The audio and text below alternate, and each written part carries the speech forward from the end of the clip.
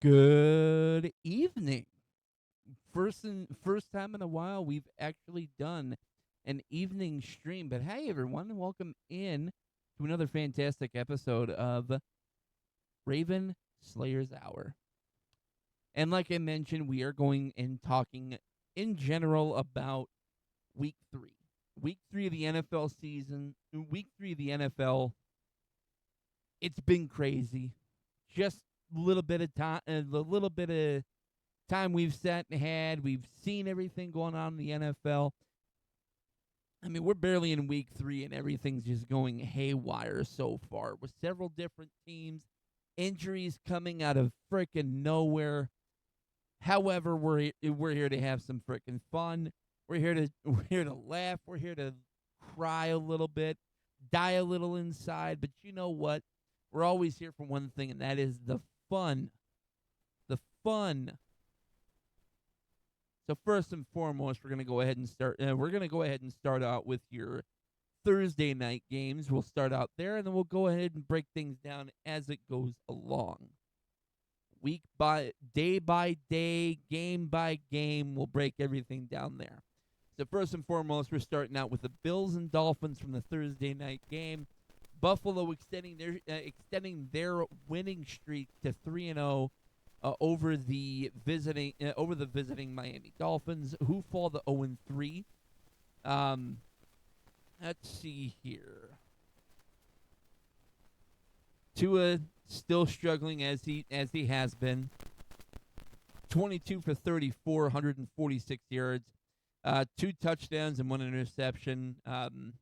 Didn't take any sacks, so I mean, it kind of shocked me that he played as rough as he did.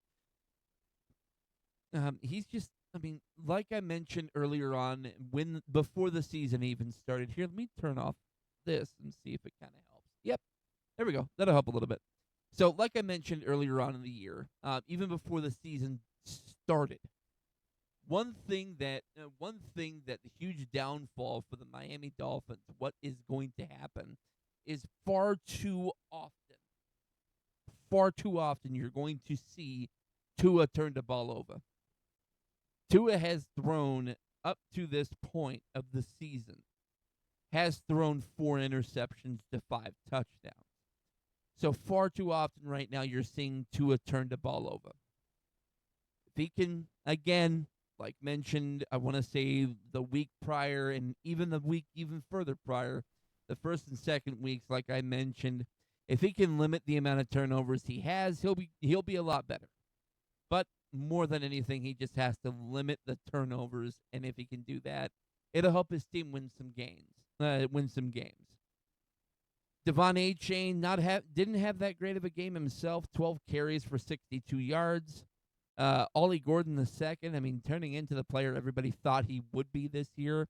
I mean, 9 yards, 38 carries. He did get a touchdown, so I'll give him credit there.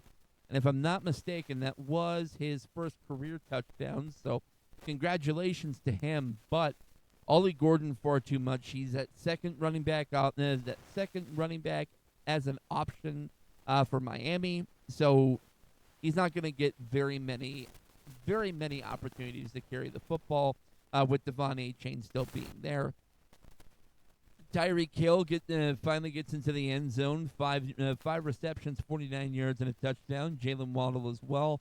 The same 5 receptions, 39 yards for a touchdown himself. Now, again, like mentioned, Tua having a rough game, majorly not being able to connect to his receivers. He targeted Tyreek 10 times. Tyreek only brought in 5. He targeted Jalen Waddle 6 times, only got him the ball 5 times.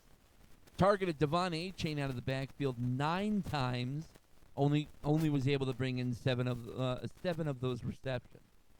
So far too much. You see, he's targeting his players, targets his receivers, but they just can't bring the ball. They can't bring the ball. So far, more than anything, he needs to go and be able to connect with his receivers. If he can connect with his receivers, we're going to see a lot better of a game, specifically for Tua and the Miami Dolphins. Starting out 0-3 is something they did not anticipate at the beginning of the year. Hopefully they can turn it around. I mean, with Buffalo playing the way that they are, and with teams that had rough years last year, in New England, um, with them turning things around, who knows? Miami very well could be that team that finishes off the year as with the worst record over on the AFC North. On the flip side, Buffalo still playing lights out. Josh Allen darn near perfect with his pass attempts. 22 for 28, only 6 receptions. 6 receptions that didn't, find the mark. So, in general, that is a huge positive for their team. Great to see that Josh Allen is able to connect his receivers and have that positive, um, have that positive connection with his receivers. So, 22 for 28, 213 yards, 3 touchdowns. Again, overall, phenomenal game for Josh Allen. Um, two sacks he took, but statistically speaking, he's having a great year so far. And if I'm not mistaken, still hasn't thrown an interception yet. Still hasn't thrown one. So long as he can limit his turnovers, we very well may see Josh Allen being the MVP this year. That's, of course, far too early, but still, it's anyone's game at this point. James Cook coming out having an insanely great game. 19 carries, 108 yards with a touchdown himself. Um, Again, James Cook will forever be the leading rusher on this team until he, of course, starts to show signs of slowing down. But James Cook in this offense, complimenting Josh Allen, it's insane to see. And I honestly can't wait to see what the rest of the year shows. What the rest of the year is going to show for Buffalo. So definitely bound to see further amazing games from Buffalo, and very well could see some bigger games, some bigger wins later on in the year as well. Kincaid being the leading receiver there, 5 receptions, 66 yards, and a touchdown. Khalil Shakir finally being able to find the end zone for the first time this season. I was super high on him, as everybody else was in fantasy. So, um, definitely was waiting for that receiving touchdown, and it finally happened. So, 4 for 45 though, 1 touchdown throughout the game. Um, Now, of course, the only ugly parts were the 2 fumbles that ultimately happened. Luckily, though, those 2 fumbles that happened, they were recovered, so no harm, no foul. And then, of course, overall, defensively, they played phenomenal. Terrell Bernard being able to get that interception later on in the game, the 24-yard return off of that interception. So, overall, great game for Buffalo, horrible game for Miami. And hopefully Miami will be able to turn it around, but if not, Miami fans, we got the booze for you. Don't worry. You'll be fine here. So moving on to Sunday's games, and I'm going to start out with the one that really hurt to see. As you can see, I'm wearing the jersey. We start with Minnesota and Cincinnati. We knew it was going to happen. They were going to get blown out by Minnesota, especially with the knowledge that, again, Burrow's out for multiple months. He's not going to be back until probably later on the season. Jake Browning, as I said last week, and as I will continue to say throughout the year, Jake Browning is not the answer at quarterback. I talked to my dad last week, and talked to him about potentially Cincinnati trading for a quarterback just to kind of be that placeholder while Joe Burrow works on getting back. Of course, the huge concern with everything is the amount of money they already have tied up. So a trade for a quarterback that's only going to be here for like a year is just something not in the books for Cincinnati this year, unfortunately. So we very well may see more games from Jake Browning, or very well we could see some of those younger guys on the training squad, the training or sorry practice squad, being able to be brought up into the starting quarterback position. But probably later on in the season when we're a little bit more desperate. Jake Browning having his absolute worst game, as I knew he would. 19 for 27, 140 yards, one touchdown, two interceptions. Very indicative of what happened last week when he came in for relief.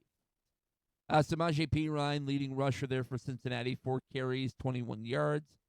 It was just a rough game overall for Cincinnati. I mean, they really couldn't get anything done on the ground. Barely could get anything done through the air. Jamar Chase was not his normal self. 5 receptions for 50 yards. He was one of the higher targeted players. Well, was the highest targeted player because, of course, Jamar Chase, you got to get him the ball.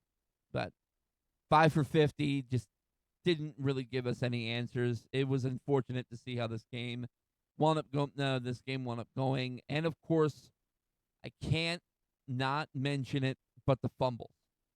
The fumbles, the costly turnovers by Cincinnati is something that really killed this game for us. The fumble loss from Samaje Perine, a lost fumble from Noah Fant, a lost fumble from Jamar Chase. Chase Brown fumbled but recovered his own fumble. Cam Gandy fumbling with Charlie Jones being able to recover the fumble. But 5 fumbles as a team and only recovering two of those fumbles. It again, costly turnovers is what's going to kill Cincinnati this year. If we can turn that around, we should be fine. But again, Jake Browning is my number one concern right now with this team. On the flip side, Minnesota had a phenomenal game this week, knowing they had to go and bring in Carson Wentz to replace a injured J.J. McCarthy this week. Shocker. But Carson Wentz had a surprising really good game this week. 14 for 20, 173 yards, 2 touchdowns. Now, he was sacked 3 times, but still he was able to pull out the win in that game.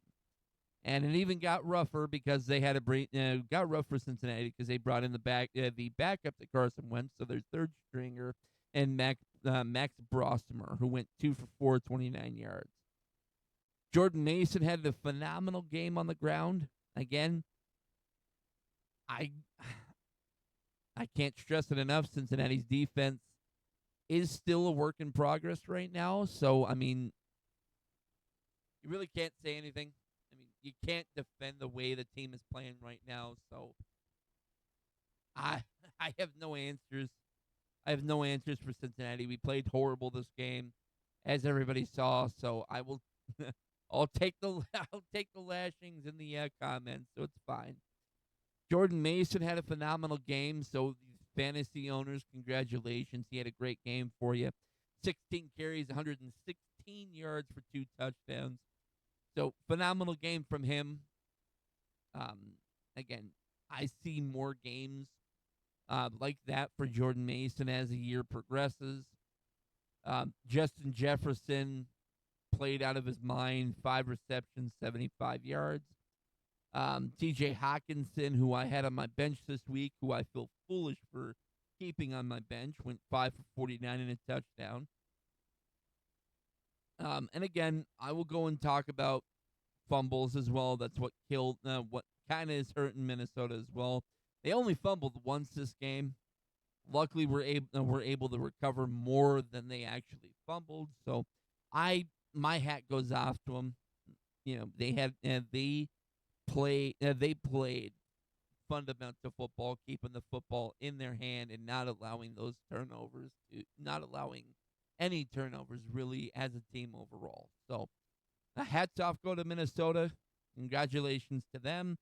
In Cincinnati, I really hope that we can turn the ship around, and hopefully Jake Browning can get back to his form he was in back when he came into relief for Burrow. I want to say a couple of years ago. Moving on to Schittsburg, and can't call them Schittsburg because they played better than we did. So moving on to Pittsburgh and New England, they came out with their win, 21-14. Um, Now it wasn't a great game for Aaron Rodgers. I mean, 16 for 23, 139 yards. He did have two touchdowns and an interception. An interception was kind of ugly. So I still give a lot of credit to Pittsburgh for being able to play up to competition. So Aaron Rodgers had a decent game. Jalen Warren had a decent game as well. I mean, on 18 carries, only getting 47 yards, though, is kind of concerning. Not just for him, but for the offensive line being able to create holes for him. So we'll just see how the running game kind of develops throughout the year for Pittsburgh. Calvin Austin III, your leading receiver for Pittsburgh, three receptions for 34 and a touchdown. DK Metcalf had 3 for 32 and a touchdown. Jalen Warren, 5 for 34. So overall, decent game for Pittsburgh. Had that fumble from Jonnu Smith, but still were able to have those recoveries throughout the game. So Pittsburgh had a fundamental good game to be able to just do enough to squeak past New England. Now, on the flip side, New England, I mean, Drake May had a great game overall. 28 for 37, 268, 2 touchdowns, and an interception. Now, he did get sacked 5 times, so they definitely have some concerns still on their offensive line. But overall, the two touchdowns from Drake May were great. The other number one concern really for them is their rushing attack. 7 carries, 45 yards from Drake May. Being the leading rusher as your quarterback is kind of concerning. You had Antonio Gibson, 7 for 28. Travion Henderson, 11 for 28. And Ramondre Stevenson, 4 for 18. Your leading receiver, Hunter Henry, each touchdown that was thrown to him. 8 receptions for 90 yards with the 2 touchdowns. Ramondre Stevenson, 3 for 38. So, and of course, the thing that was very costly for them was the fumbles throughout the game. Ramondre Stevenson fumbled twice, lost both of the fumbles. Antonio Gibson fumbled once, lost it. Drake May had his fumble and lost it. So, overall, it could be a better game. It could have been a better game for New England. However, it kind of sets things in motion for New England. You know that things will be better for next week.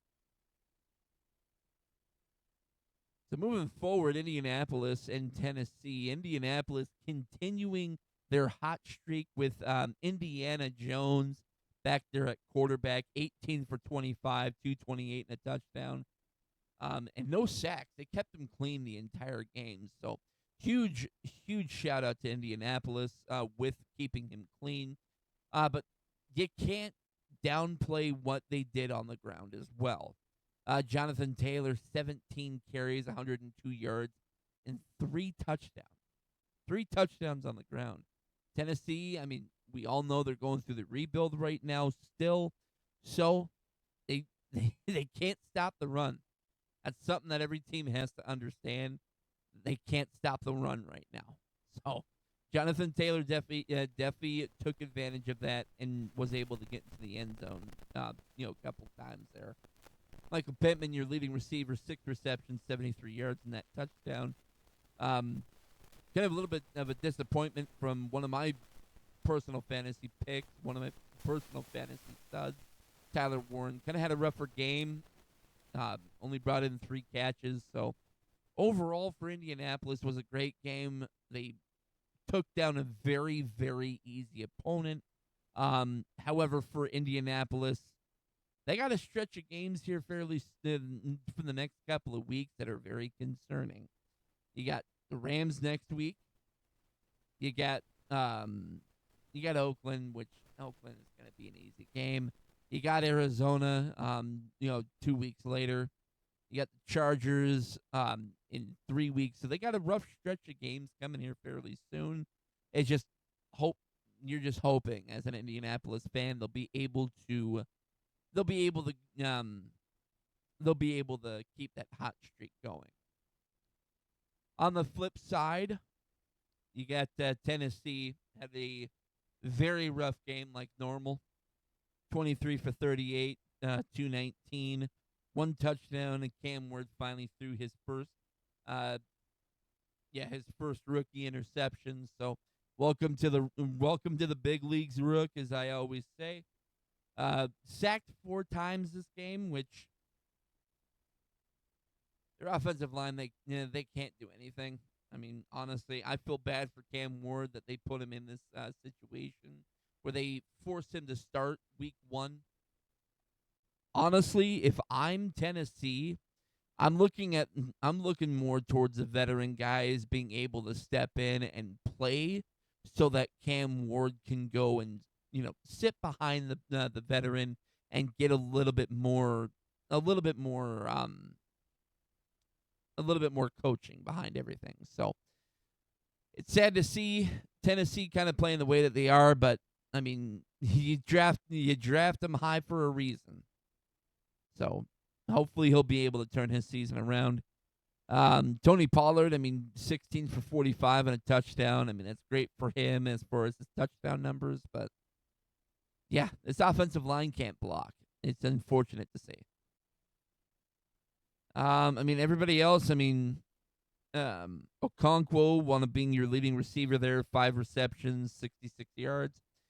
Alec Ayomanor, 4 receptions for 38 and a touchdown. So overall, you have some glimmers there. However, again, you really, really have to go and help the young guy and develop his game a lot more.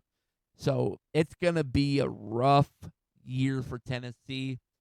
I very well may have been incorrect on my prediction. I believe with my prediction, I kind of had him low at a 3 opportunity to get 3 wins. We very well could see the very first 0-17 team. I don't see Tennessee at this point with the way that they're playing. I don't see Tennessee winning a game this year. So, kind of a little bit of a correction to my prediction, but hopefully things will be better. Moving on to Jacksonville, Houston. Jacksonville had a great bounce back game. Houston continuing their slow descent into anarchy. C.J. Stroud had a rough game, like we all knew he would. Like we all hoped he wouldn't have. 25 for 38, 204 yards, a touchdown, and 2 interceptions.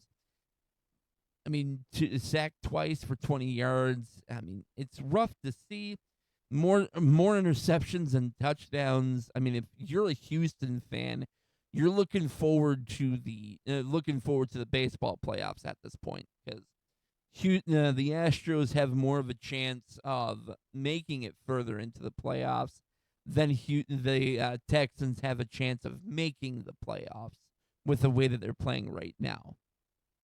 Nick Chubb couldn't get anything done. He was still your leading rusher, 9 carries, 38 yards, but they couldn't get anything done on the ground. So Nico Collins still having a great year so far. 8 receptions, 104 yards, and a touchdown. You just hate to see, and that's my thing. You hate to see great players stuck on these horrible teams. I will say it now, Houston is a horrible team, and, things just don't look good. Nico Collins did have a fumble this game, couldn't recover it, but just overall, Houston, it's going to be a rough year for Houston. I really feel for you Houston fans. Except for you bandwagon fans, you can go to another team for all I care. Now on the flip, Jacksonville, Trevor Lawrence had a horrible game. 20 for 40. He did enough just to win him the game, but 20 for 40, 222, 0 touchdowns and an interception. Not what you want to see from your starting quarterback, but again, like mentioned, he did enough to win the game. So whoopee. He had rushing touchdowns from both Travis Etienne Jr., continuing his hot streak, 16 carries, 56 yards, and a touchdown. Byshul Tootin got to the mix as well. 6 carries, 21 yards, and a touchdown. So great game overall for him. Your leading receivers this game, Brenton Strange, 6 receptions, 61 yards. Brian Thomas Jr. did a lot with the 2 receptions he had. Got 25 yards. Again, one thing I will say that I see going on with Jacksonville that needs to be corrected and needs to have a little bit more refined a little bit more is being able to get the ball to the receiver. Brian Thomas Jr. was targeted 6 times, only got 2 receptions. Parker Washington, he had 11 targets for 4 receptions. So you see these guys being targeted.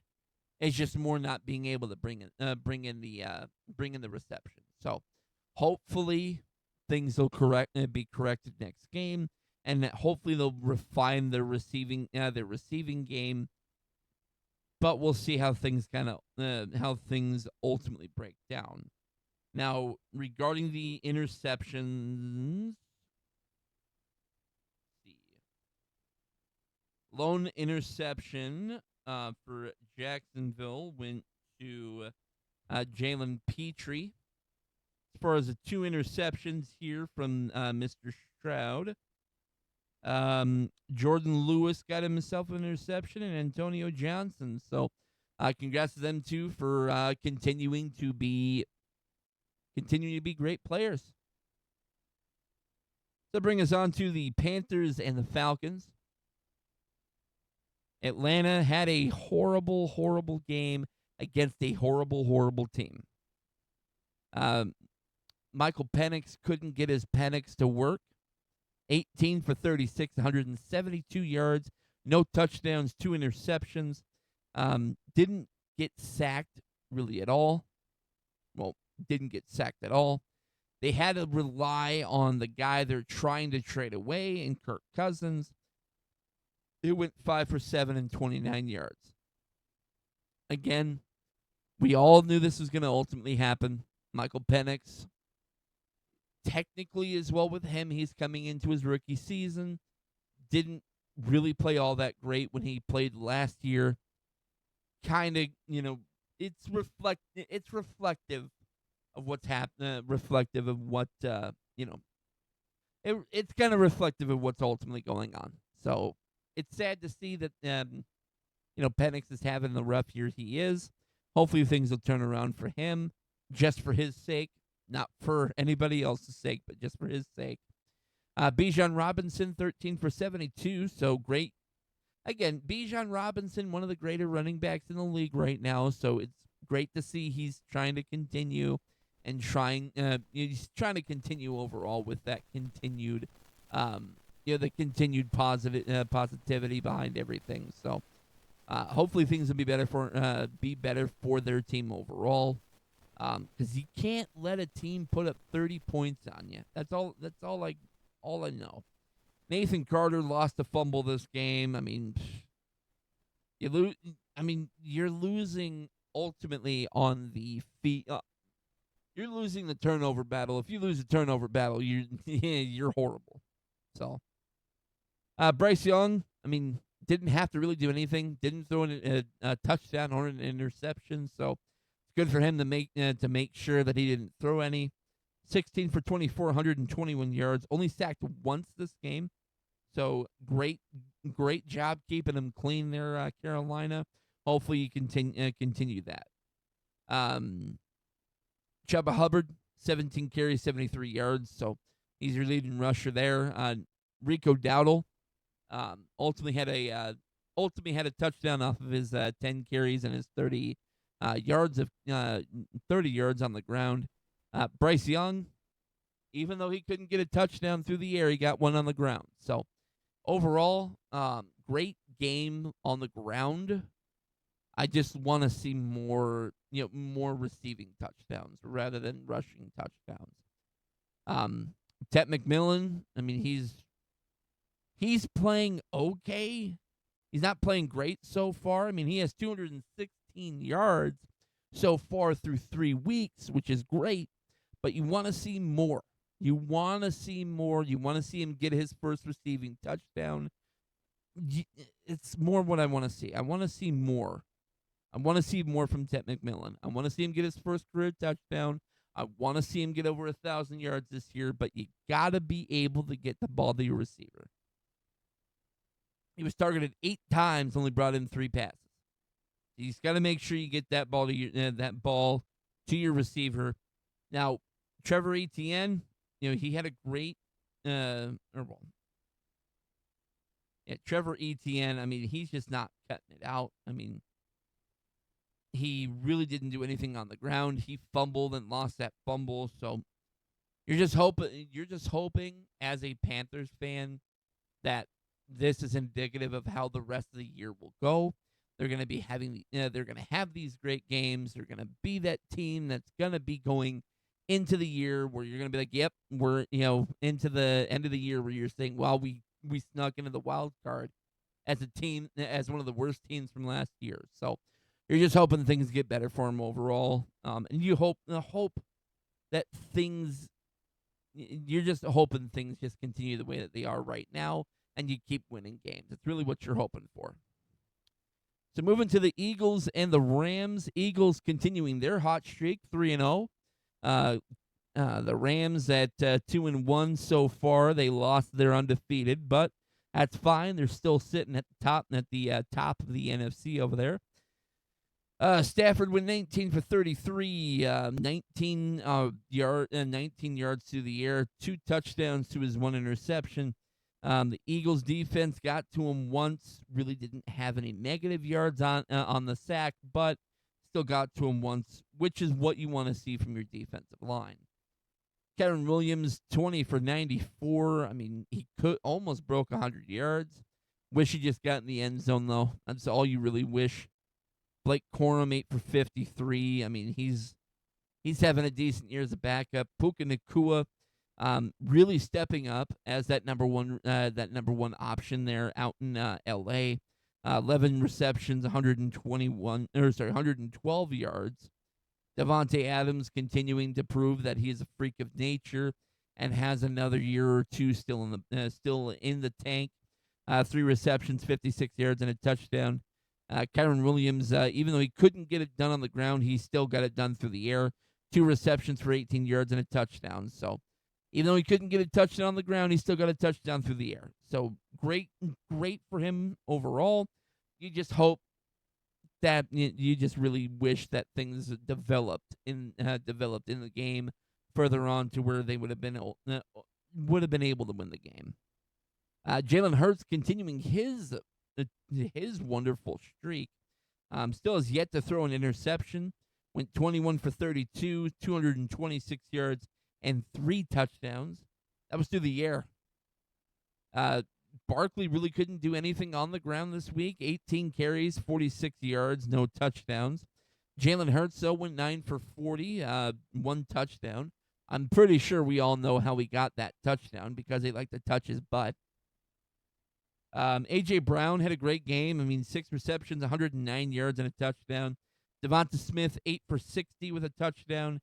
Dallas Goedert, 1 for 33 and a touchdown. I still remember when he got drafted to the Eagles, too. Still remember the cadence. Hey, Dallas, when the last time you won the Super Bowl, these draft picks weren't even born. Still remember that. Will always be a memory that I will never forget. Dallas Goedert, I mean, he's a great player, great tight end overall. Jalen Hurts did lose a fumble this game, but it really didn't impact the overall score at the end. 33-26 win for the Eagles. They continue their hot streak, and you hope that things continue to go on the way that they are.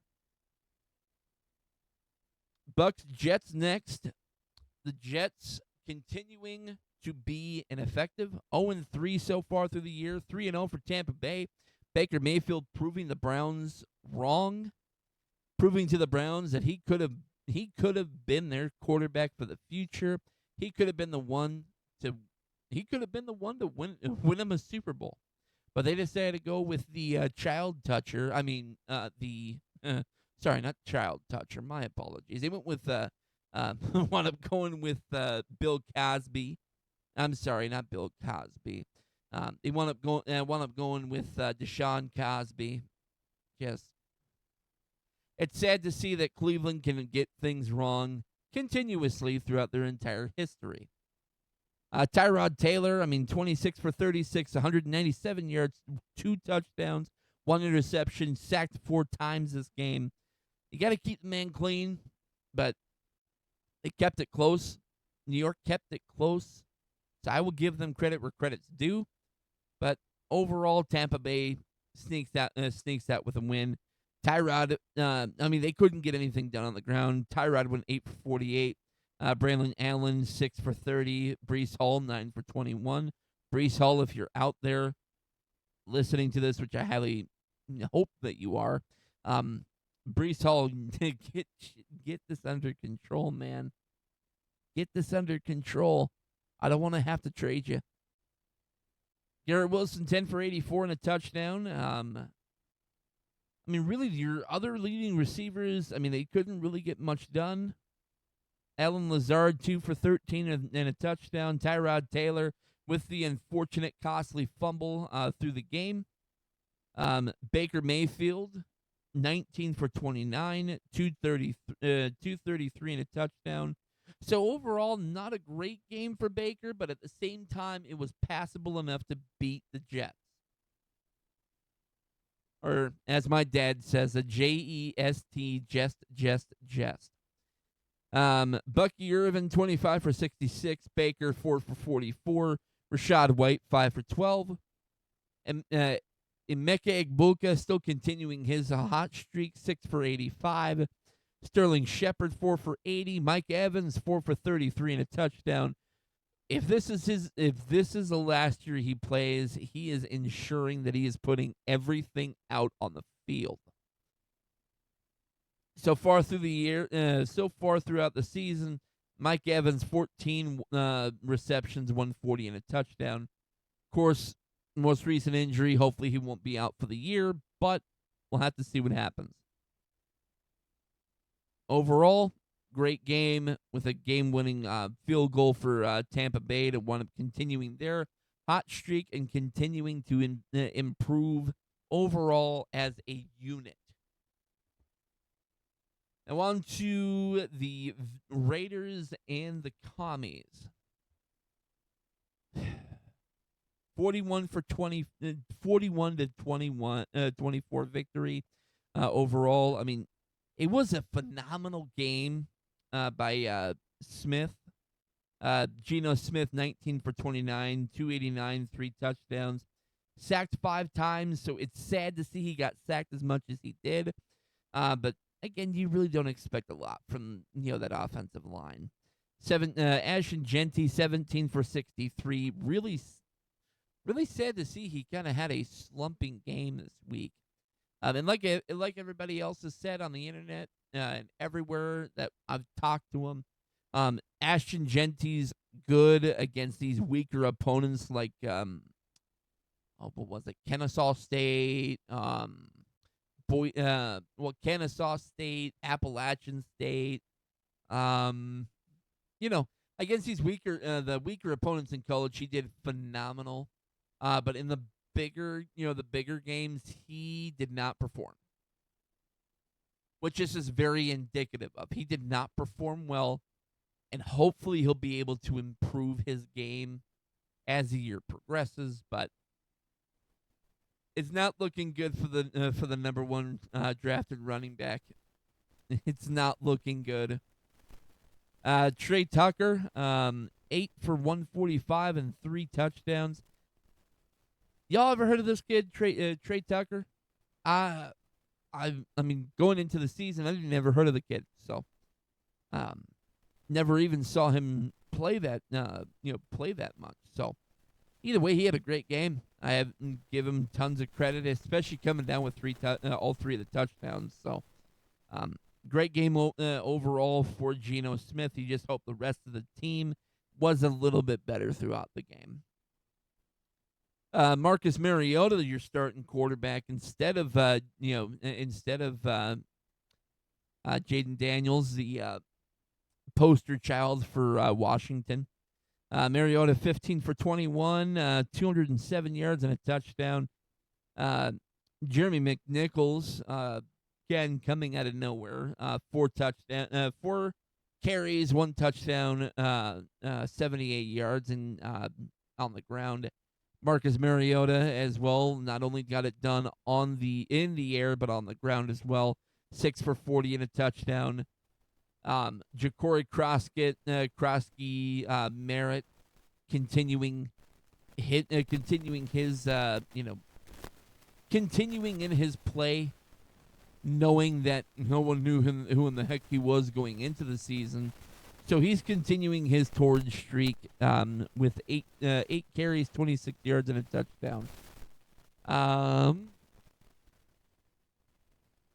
Scary Terry, 3 receptions for 74 yards. Really hope he stays for the long run. In Washington. Hopefully he stays out there when they get their new digs. Luke McCaffrey, as the owner of my fantasy league said last year, Luke McCaffrey was the sleeper pick and he would be the best last year. Well, maybe he got it wrong. Maybe it was this year. 3 receptions, 56 yards, and a touchdown. Mariota did have that costly fumble, but it really didn't impact the overall score of the game. Washington, definitive win against Vegas, and that was with their backups. You hope that Jaden Daniels comes back, and when he comes back, he is he's a star like he was last year. That's what you're hoping for. So moving on to Cleveland and Green Bay. Green Bay unable to successfully continue their bid for to stay undefeated. 18 for 25, 183 yards, 1 touchdown, 1 interception from Jordan Love. Sacked 5 times, lost 34 yards on those sacks. Josh Jacobs, 16 for 30.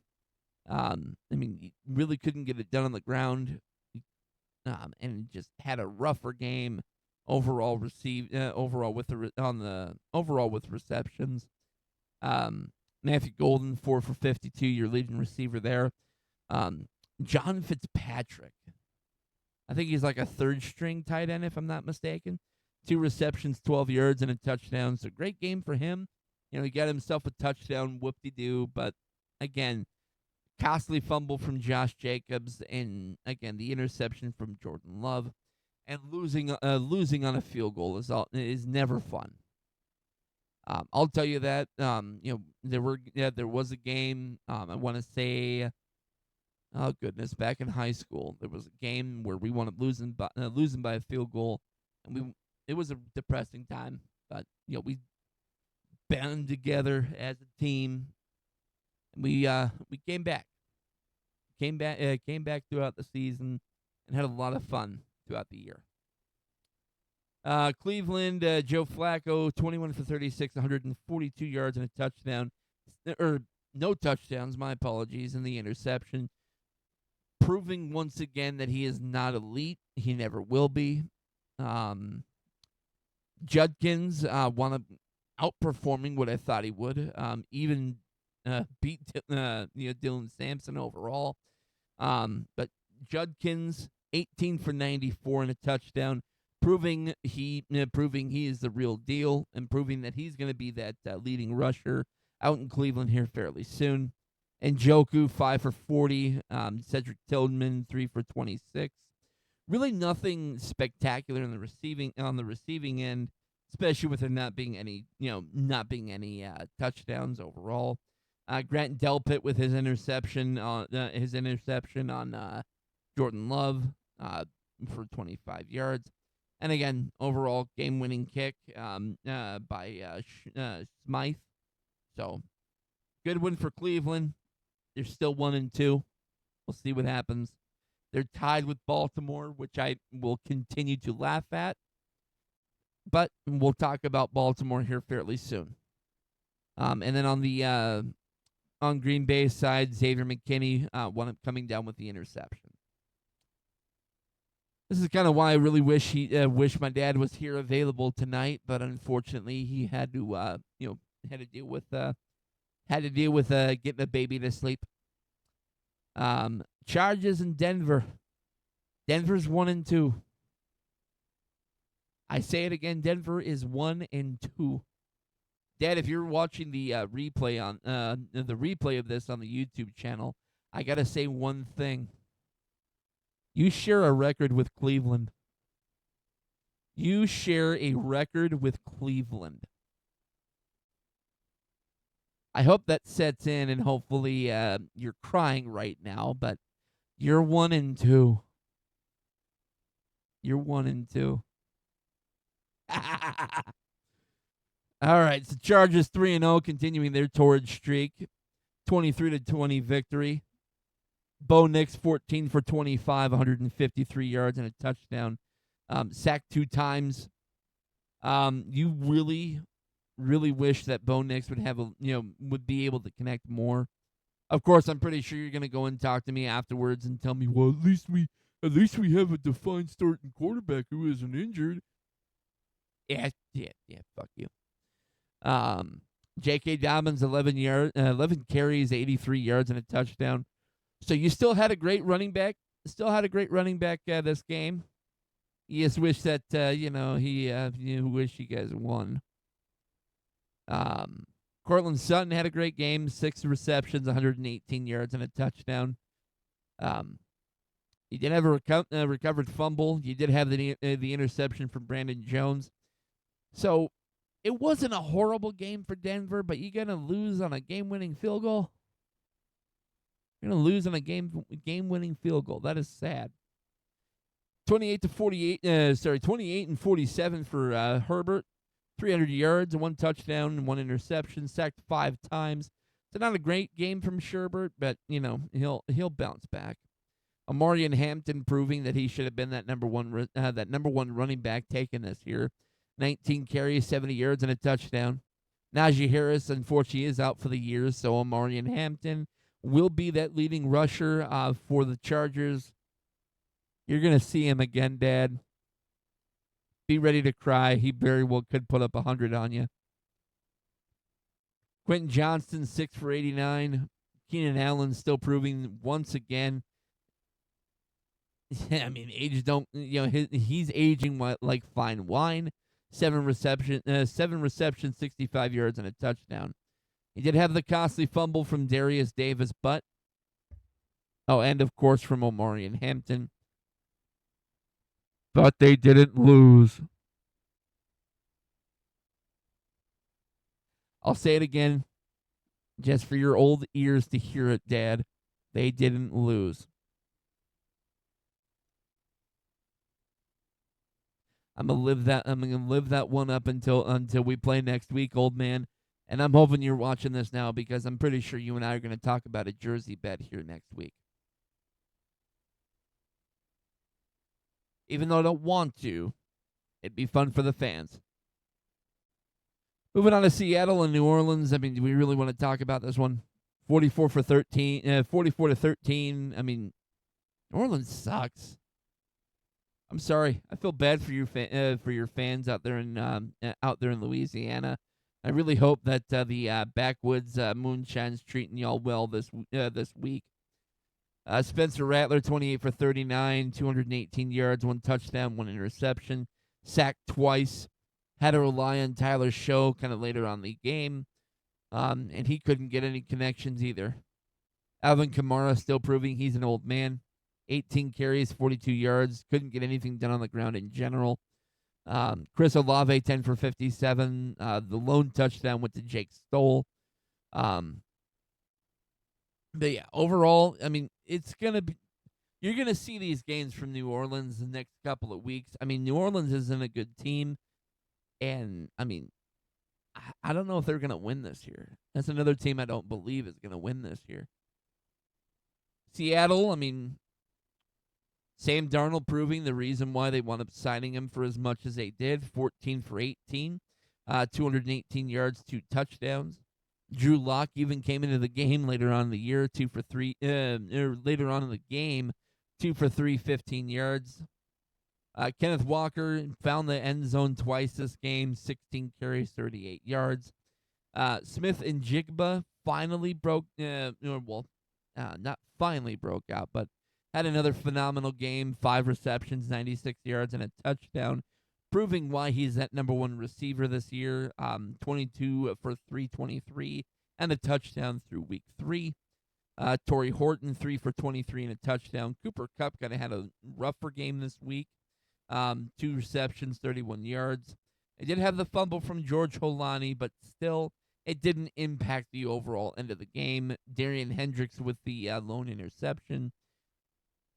If your team loses 44-13, it's kind of sad to see, and that's how the year is going to go. So, New Orleans, I wish you luck. And again, like mentioned, we got the booze here for you. So, hopefully hopefully the rest of the year won't be as bad for you, which it probably will.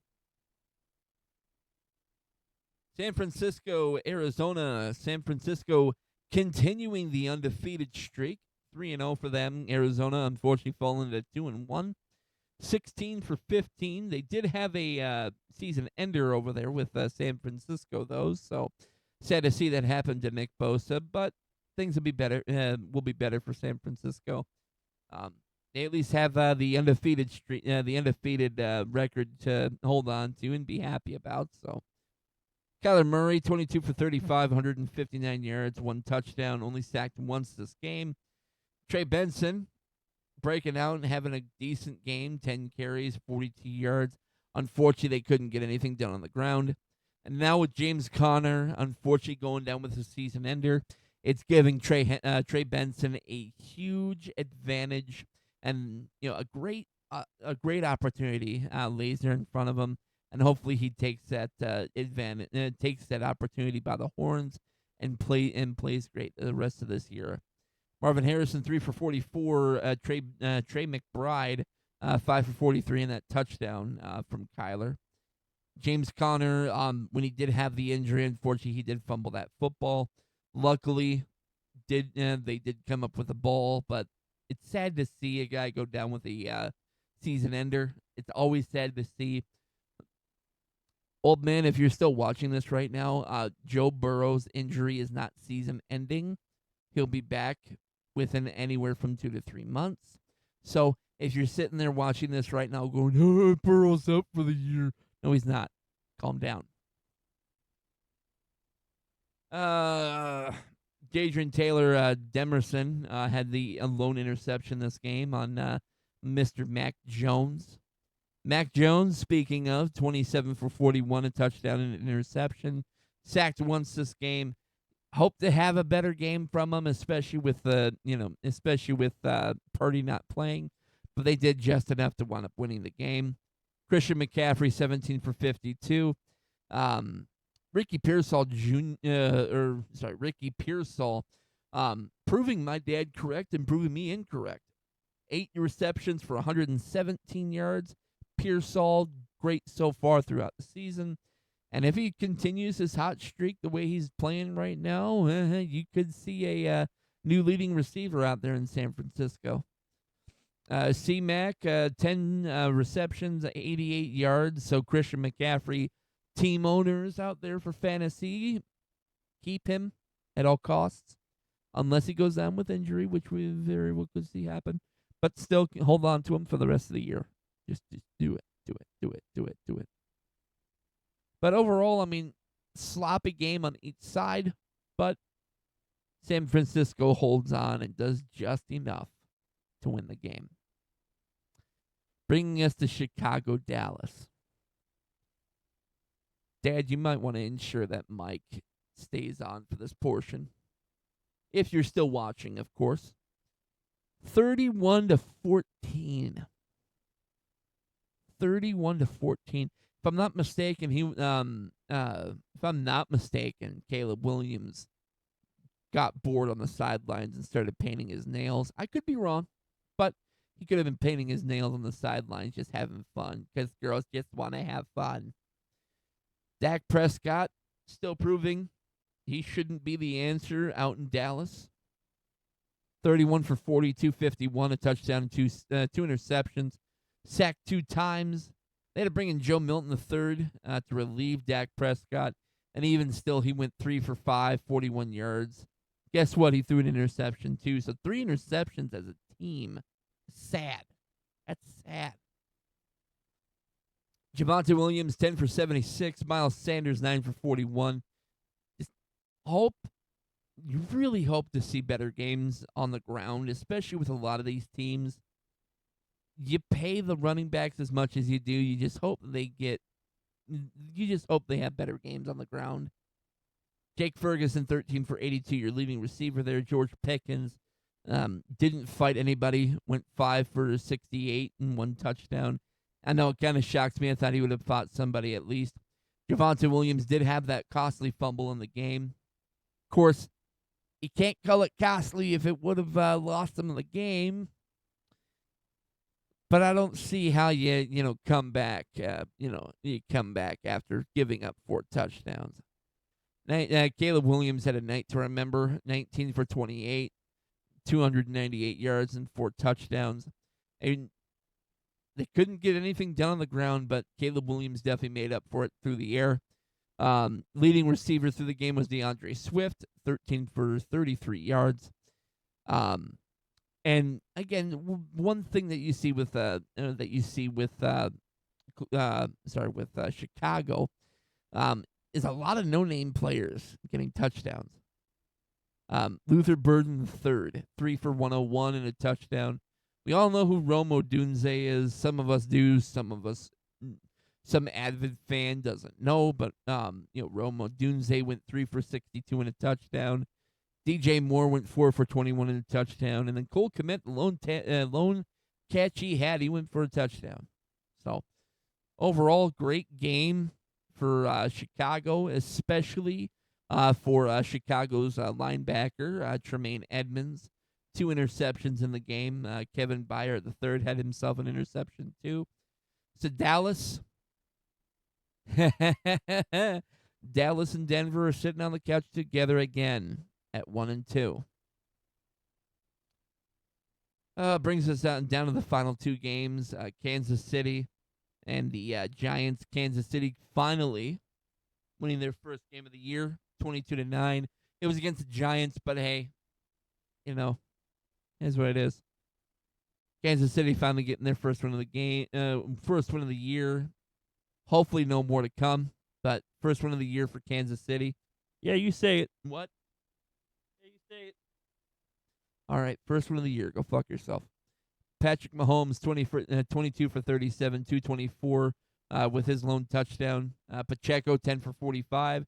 Kareem Hunt, 10 for 34 and his lone touchdown. So really couldn't do a lot on the ground, but still still got themselves a rushing touchdown. So overall, as a team, went 105 yards on the ground, 224 yards through the air.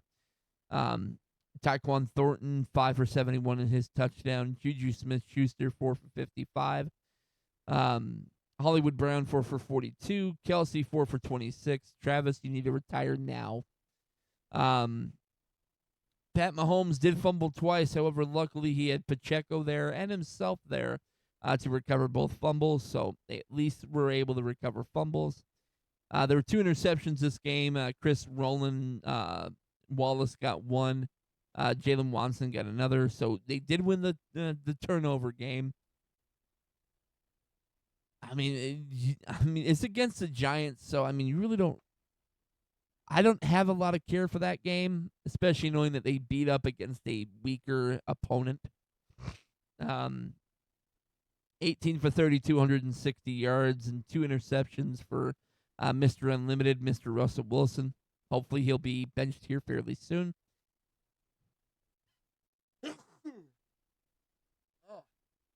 Pardon me.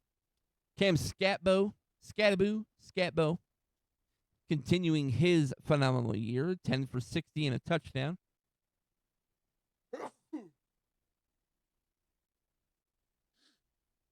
really showing up Tyrone Tracy. 23 carries, 102 yards, and 2 touchdowns so far for the rookie. I said it in the beginning of the year. I will continue to say it. Cam Scatbo will continue to be the Giants' leading rusher, and he will be the better running back to have on. If you need a guy who's currently sitting, on the waiver wires right now in your fantasy crew, pick up Scatbo. He's phenomenal. Or even heck, try and throw out a crazy trade out there. Scatbo will continue to be the reason why so many people watch the Giants games, especially the faithful out here in Arizona, as you can see in the background. Huge ASU fan, huge fan to see what's going on in Scatbo's journey. 6 for 61. I always, of course, have to continue to say I love the interview that Dable wound up having, talking about Scatbo. He wound up stopping the conversation because Scatbo happened to be walking by, and since he knew they were talking about him, he started to go wild and start cheering. So I love Scatbo. He's a great player. He'll continue to be great for a couple of years before his body starts to finally deteriorate. But that'll be down the line. Let the kid have his fun. Leading us to Monday night, the Monday night game, the game that just happened a couple of hours ago. Detroit knocking off Baltimore and continuing Baltimore's downward spiral into depression. Keep that happening. I hate Baltimore. I hate them with a passion. Jared Goff, 20 for 28 this game, 202 yards and his touchdown. David Montgomery and Jahmyr Gibbs both going for 2 touchdowns. Montgomery, 12 for 151 and 2 touchdowns. Jahmyr Gibbs, 22 for 67, 2 touchdowns. Amon-Ra St. Brown continuing his great year. 7 receptions, 77 yards, 1 touchdown. Overall, this season is 13 for 160 and 3 touchdowns. Sam Laporta is still having his rough year, but, still, is what it is. Jared Goff did fumble. However, Jahmyr Gibbs did pick up said fumble. Overall, as a team, this is a great team win for Detroit. Terrible, terrible loss for Baltimore. Fall to 1-2 on the year. Currently share a record with Cleveland. Lamar went 21 for 27, 288, 3 touchdowns, sacked 7 times. Lamar Jackson had a great game. It's just the team around him didn't have that great enough game. Derrick Henry, 12 for 50 yards, 1 touchdown. Mark Andrews, 6 for 91, 2 touchdowns. Rashad Bateman, 5 for 63 and a touchdown. But then you want to sit and talk about the costly fumble.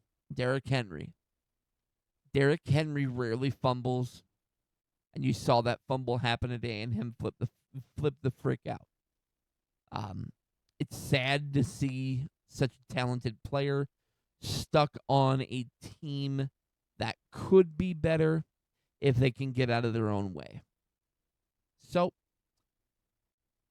that brings us to the end. Sad to see how things are ultimately playing out throughout the year, but things are bound to get further wacky. So, looking forward, I'm going to at least throw out my prediction here because we got a big game coming up on Thursday with Seattle and Arizona. I typically don't do the predictions. However, I do want to at least get my prediction out there. Right now, Arizona, since they are at home, they are favorited right now by at least 2 points. Overall, I do have Seattle coming out and getting this victory against Arizona. I know all you Arizona fans out there probably screaming at me in the comments right now, but overall, I do see it being Seattle winning by a score of at least 21 to 10. That's what I ultimately see happening, and if I'm wrong, awesome. If I'm correct, even better. But I see Seattle getting the win this week on Thursday night. Either way, appreciate everybody for coming out and watching this so far. Hopefully, I'll be able to coordinate with the old man, this next week and be able to have him here with me to discuss football and discuss the week 4 games. But hopefully, he'll be here next week. Either way, I appreciate everybody for coming out and watching, and I can't wait to see you on the next one. Too late.